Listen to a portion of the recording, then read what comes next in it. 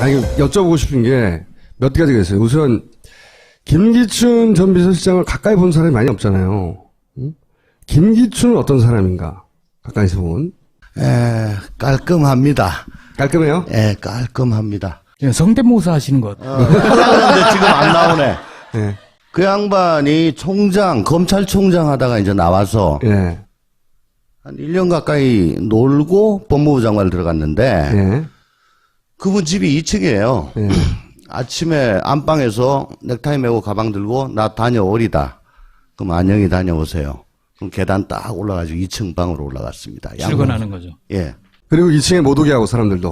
그렇게. 빈틈을 안 보이고 아주 외면적으로는 퍼펙트하게 깔끔한 그런 일처리가 양반이죠. 깔끔하다. 예. 근데 속은 거시기한 그런 부입니다. 속은 거시기 하다는 거는 어떤 의미입니까? 표리부동. 어떤 의미에서 부동하죠? 말씀을 아주 거룩하게 하시는데 생각은 안 거룩해요? 좀 덜이 하죠. 예. 덜이하다. 예. 그걸 혹시 직접 느끼신 적이 있어요? 예를 들면요. 가장 비근한 얘가 나한테 알아봐라고 시켜서 문구를 만들어 줬더니 예. 거기서 문제된 사람들한테 그걸 줬어요. 그게 정윤의 문건이야.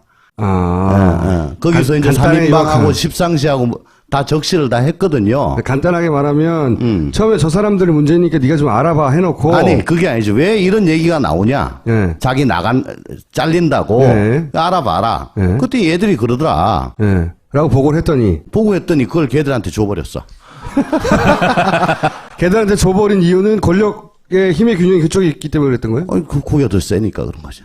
그러니까 본인이 시킨 일을 수행한 사람을 자기가 살려고 잘라버린 거네요? 그렇죠. 근데 본인은 지금 행복하잖아요. 땡큐.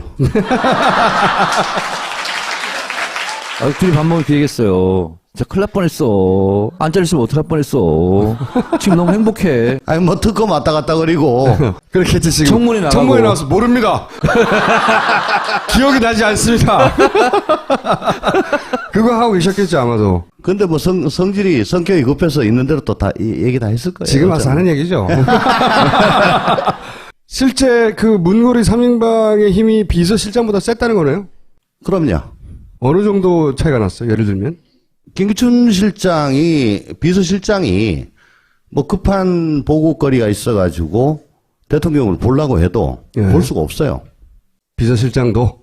정우성한테 얘기를 해서 시간을 잡아줘야 되는데 그게 당일날 잡힐 때는 별로 없고 되게 그 다음날 그 다다음날 좀 그렇게 잡히더라고요. 그러니까 예를 들어 어저께 내가 무슨 보고서를 드렸어. 예. 알았어. 내가 보고 드릴게. 일단 그렇게 얘기하고. 예. 했는데 어저께 보고를 드렸는데 오늘 다시 불러. 조비서관. 요거 요래 좀 바꿔야 되겠다. 이제 속으로 이거 어제 보고 못했구나. 내가 말이야 오늘 이거 보고를 좀 하려는데 요건 요렇게 하는 게 좋겠어. 예, 빨리 바꿔와. 이제 이런 식으로 하시니까 아이고 참 이분도 급한 거를 그때그때 보고를 못 하시니까 참 모양 빠진다 싶은 생각은 제가 많이 했었죠. 그래서 예를 들어서 생각보다 빨리 됐을 때는 어떻게 반응합니까, 그러면? 보고가. 갔다 왔다. 보고 드렸다. 3인방이 약속을 잡아줬어요. 주로 정호성이 하죠. 또 우리 주중대사 김장수 예. 안보실장 그분 같으면 나한테 막 자랑을 했어요. 뭐라고요? 아마 도저히 대면을 할 수가 없는데 자기는 관저 앞에서 기다린다는 거야. 그래서 아침에 출근할 때 잠깐만요 해가지고 옆자리에 탄대.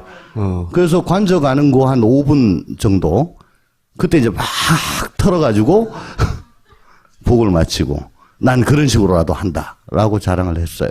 그 안에서 그러면 문고리 3인방이 그렇게 힘이 세고 그 뒤에는 최순실이 있다는 거를 아무도 말하진 않지만 대부분 알고는 있었나요? 대부분 모르고. 실제로? 알 수가 없죠. 네. 그러면 이제 민정 쪽에 있다든가 이런 사람들만 어렴풋이 존재를 감지하는? 그러니까 1, 2 부속실. 부속실은 당연히 알게고. 예. 알고. 그 다음에 연설기록비서관실은 조금 알 거예요. 그렇겠죠. 예. 그러고는 민정 중에서 우리 방의 일부. 왜냐하면 청와대 내부는 우리가 했으니까. 비서실장은요? 모릅니다. 김기춘 비서실장이 최순실 씨를 몰랐다고 하는 정황에 대해서 절대 그럴 리가 없다라고 할 만한 뭐 근거 있는 정황이 있습니까? 혹시? 저도 그 안에 있을 때 그 존재를 뭐 어렴풋이나 혹은 뭐 가면서 점점 더 선명하게 알았는데 그분이 그걸 몰랐을 리가 없죠. 하긴 뭐. 그게 최태민 시절부터 알았다는 얘기까지 나오고 있으니까요. 요즘 보면 거슬러 올라가서. 모릅니다. 2002년인가 3년인가 박 대통령 권한 정직께서 그 독일을 갈 때 그때 김기춘, 이정현 등이 그때 수행을 해가지고 갔다고 그러죠. 거기까지 팩트고. 예. 그리고 그때 최순실하고 정윤회도 같이 갔다. 독일에 같이 갔다고 하죠. 예, 뭐 그런 얘기도 있어요. 그 전에는 알았냐 몰랐냐. 글쎄 중정에 있었기 때문에 김재규가 그거 가지고 뭐 난리를 쳤지 않습니까? 저 최태민 리포터가. 예, 모를 수는 없다. 그렇게 봅니다. 하긴 그러네요. 중정에 있었으니까. 네. 모른다는 건 말이 안 된다고 생각이 들고. 그리고 뭐 예를 들어 경호실에서 초창기에 요즘 말하는 그 보안소님 그거 제동을 걸다가 막 날아가고 막 그랬거든요. 예. 그럼 뭐 나도 다 듣고 하는데 비서실장한테 보고했겠죠, 당연히. 예. 그런데 이 우병우와 관련해서는 얘기가 나오는 게 별로 없잖아요. 네. 현재 특검에서조차. 네네. 우병우는 왜 아직 건들지 않고 그리고 어떻게 전망하십니까? 그리고 그 전에 어떤 사람입니까? 세 가지. 어떤 사람이고 겪어봤더니 특검은 어떻게 할 거 아니야? 질문 하나 추가합니다. 둘이 친했습니까? 아니 뭐 친할 수가 없고. 네. 어떤 사람이에요? 우병우가 검사장 승진되기 위해서 검증이 올라왔죠 저한테. 그거 제가 잘랐어요. 왜 자르셨어요 그때? 응? 왜? 선천적 4가지 결핍증이기 때문에. 4가지 사가지 결핍증이요? 예. 그거가 본인 의원님 개인의 판단이세요? 아니면 그 검찰 내부에서의 대체적인 아니 뭐 검찰 내부에서 4가지 없다는 건 다 아는 일인데 그렇지만 어쨌든 그거는 뭐 기본적인 성정이 그런 거고 우선 제가 제일 먼저 생각한 거는 노 대통령 죽음에 직접적으로 관련이 있는 사람인데 그리고 야당 쪽에서 야권 쪽에서 굉장히 좀 각개표를 걷고 있는 사람인데 비토하고 있는 사람인데 그런 자를 굳이 시켜서 정무적인 부담을 대통령이 안을 필요가 있겠느냐. 거기다가 4가지가 없다. 예. 4가지가 얼마나 없길래 없다고 그래요? 무슨 검찰 내에서 도는 유명한 일화 같은 게 있어요? 잘 나가는 선배는 좀 그런데 그거 말고는 좀 뭐 인간 취급을 안 해요. 이게 뭡니까? 아, 저렴해. 저렴해. 아니, 근데 제가 의원님 그 SNS를 가끔 항상 보진 않아요. 화제가 될 때 보는데 감각이 되게 젊어요. 굉장히 감각이 젊고 20대 정도의 인터넷 뭐랄까요? 적응력이다. 엄청나게 게시판을 많이 보고 할 일이 없나 보다. 언어 습득력도 굉장히 빠른 것 같다. 왜 커뮤니티마다 쓰는 독특한 언어들이 있거든요. 그걸 다 흡수해, 자기 걸로. 그러니까 일베들이 자꾸 날 공격하니까 뭔가 싶어서 들어가 보고 이제 그 말로 같이 하는 거죠.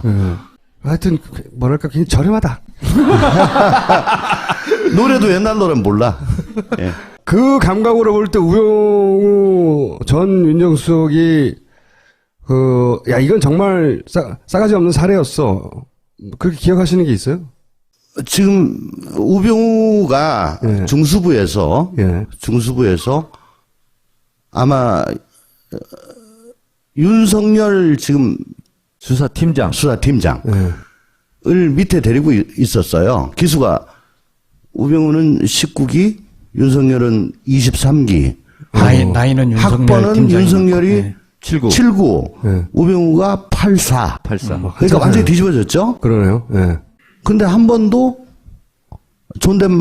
선배님이라고 한 적이 없고, 아마 윤석열은 꼬박꼬박 뭐 누구님 존댓말로 그렇게 사석에서도 뭐 사석이건 학교 5년 선배인데 뭐 1절 저 그 얘기를 들은 기억이 나요.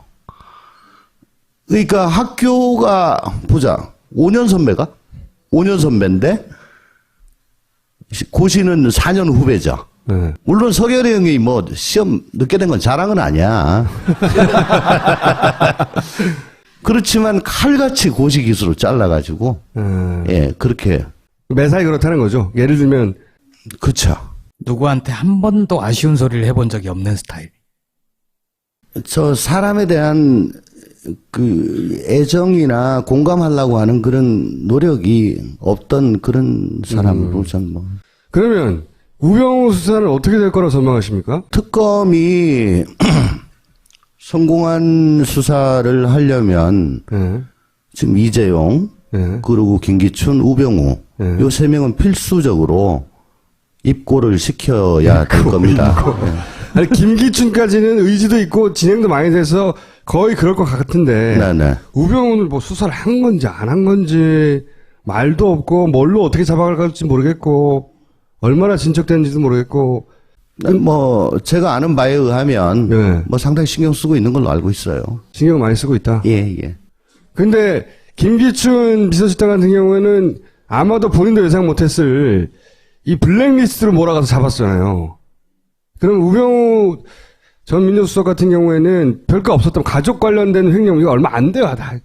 그거 나와봐야 벌금 얼마지. 그건 잡범 수준이고. 그러니까 그 아무것도 아니고 뭔가 이렇게 구속영장을 칠 정도의 사안이 뭐가 있느냐. 아니 우선 저 세월호 사건을 광주지검에서 그때 수사를 했는데 그때 당시에 광주 검사장이 퇴임을 하고 언론에 인터뷰를 한 게 있어요. 대구 메일에. 있죠. 예.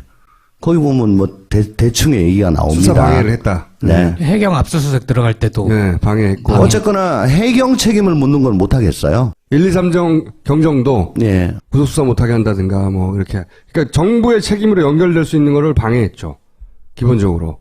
그런 정황이 있는데 그거 가지고도 구속이 돼요? 그리고 아마 저 네. 국정원에서 그 추모국장, 네. 최순실 측근이라고 하는 추모국장. 네. 추모국장을 통해 가지고 바이패스에서 별도로 보고받고 네, 그렇게 한 거는 있을 겁니다. 보고 체계를 무시하고. 네. 좀 근데 이제 그때 그 보고받은 것들이 혹은 지시 내린 것들이 상당히 국정농단에 해당되는 것들이 있을 겁니다.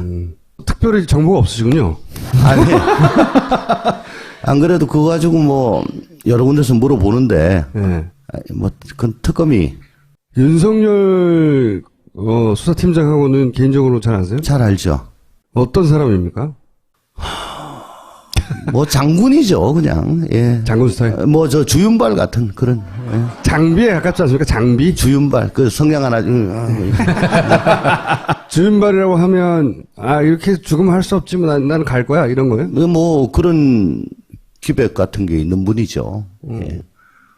뭐 이건 뭐 죽는다고 봐야지. 말이 그래요. 죽는다고 봐야지 하면서 글로 가버리는. 아싸란 양반이네요 실제. 예. 자 그러면 들어가 주세요. 고맙습니다. 예. 감사합니다. 이러려고 유기농했나 자괴감 들고 괴로울 때도 있었지만 자연에 가까운 방법으로 농사 짓는 사람도 필요하다고 생각했습니다. 너무 힘들어서 우주의 기운이라도 빌리고 싶었지만 화학 비료 대신 유산균액 비료, 수정액 살포 대신 꿀벌의 힘을 빌어 키웠습니다. 유기농 토마토를 찌고 추출해서 만든 달기농장 토마토즈 딴지마켓에 있습니다. 안 거룩해요? 좀 덜이 하죠. 예. 더리하다. 예. 그걸 혹시 직접 느끼신 적이 있어요? 뭐 그런- 좀 예. 예를 들면요. 뭐 가장 비근한 얘가 네. 나한테 알아봐라고 시켜서 문건을 만들어 줬더니 네. 거기서 문제된 사람 아니 여쭤보고 싶은 게 몇 가지가 있어요. 우선 김기춘 전 비서실장을 가까이 본 사람이 많이 없잖아요. 응? 김기춘은 어떤 사람인가? 가까이서 본. 깔끔합니다. 깔끔해요? 깔끔합니다. 성대모사 하시는 것. 그런데 지금 안 나오네. 예. 그 양반이 검찰총장 하다가 이제 나와서 예. 한 1년 가까이 놀고 법무부 장관을 들어갔는데 예. 그분 집이 2층이에요. 예. 아침에 안방에서 넥타이 메고 그러는 퍼펙트하게 깔끔한 그런 일처리가 양반이죠. 깔끔하다. 예. 근데 속은 뭐 예. 거시기한 그런 부입니다. 속은 거시기 하다는 거는 어떤 의미입니까? 표리부동. 어떤 의미에서 부동하죠? 말씀을 아주 거룩하게 하시는데 생각은 가방 들고 나 다녀오리다. 그럼 안녕히 다녀오세요. 그럼 계단 딱 올라가지고 2층 방으로 올라갔습니다. 출근하는 거죠. 예. 그리고 2층에 못 오게 하고 사람들도 그렇게. 빈틈을 안 보이고 아주 외면적